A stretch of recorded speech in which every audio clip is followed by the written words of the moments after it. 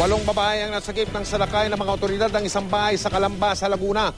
Yung naturang bahay ay pugad umano ng tinatawag na cyber sex. Si Dante Perelio, naka-alerto 24. Hating gabi nang pasukin ng CIDG Calabarzon ng isang bahay sa Ceres 1 Subdivision, Barangay Canlubang, Calamba City, Laguna.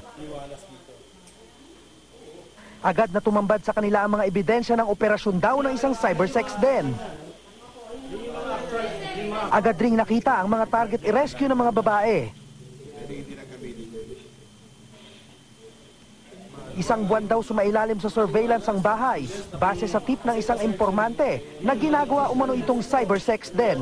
Nakuha raw sa isinagawang operasyon kagabi ang malalaswang video, transaction logbooks, ilang computer equipment at iba pang gamit umano sa cybersex. Merong nag-email sa amin persistently, tapos meron ding tumatawag, merong ganitong activity sa ganitong lugar at sinasabi niya na yung mga babae doon na-exploit at meron sa kanila, sa mga babae na gusto magpatulong. Arestado ang 3 babae na itinuturong nagpapatakbo sa cybersex den. 8 babae naman ang nasagip na mula raw Visayas at Mindanao na inalok na maging kasambahay pero pinagtrabaho bilang model sa harap ng internet. Mga foreigner ang karaniwan nilang mga kliyente. Katulong lang. Tapos sabi pa doon, 3,500 daw yung sweldo namin. Tapos pagdating namin dito, 2,000 lang. Katulong muna po. Pagkatapos, pag matapos na kontrata yung naunang model sa amin, kami na ang papalit na magiging model. Sa $1 o katumbas na 41 piso na bayad kada minuto sa live private nude show, 8 piso ang napupunta sa kanila. Pero hindi raw ibinibigay ang kanilang sweldo. May mga pagkakataon din daw, inilalabas din daw sila ng kanilang mga parukyano.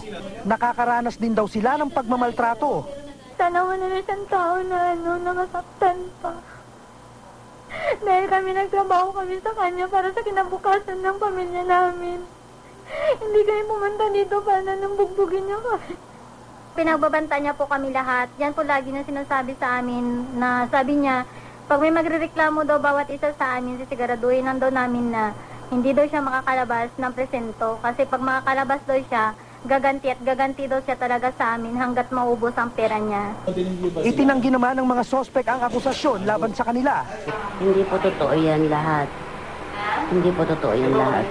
Nahaharap ngayon sa kasong paglabag sa anti-human trafficking ang mga sospek. Mula rito sa Laguna, Dante Perelio, nakatutok, 24 oras.